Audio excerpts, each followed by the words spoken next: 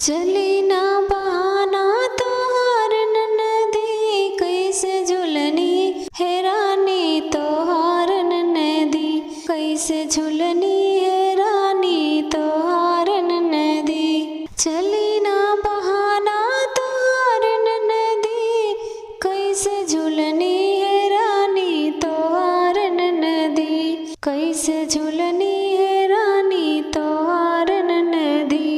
पापा ऋषि है मम्मी ऋषि है, पापा ऋषि है मम्मी ऋषि, छूट जाई है नैहर तोहार ननदी, कैसे झुलनी है रानी तोहार ननदी, कैसे झुलनी है रानी तोहार ननदी।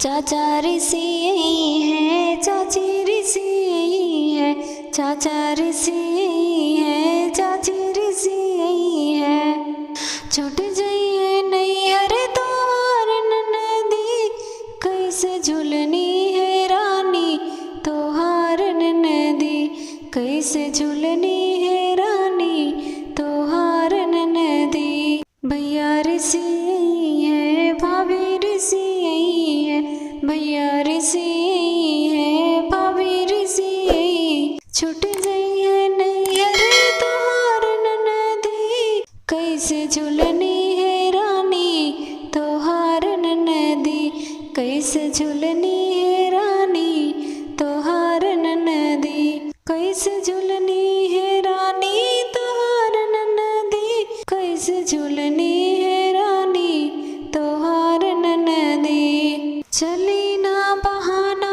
तोहार ननदी, कैसे झुलनी है रानी तोहार ननदी, कैसे झुलनी है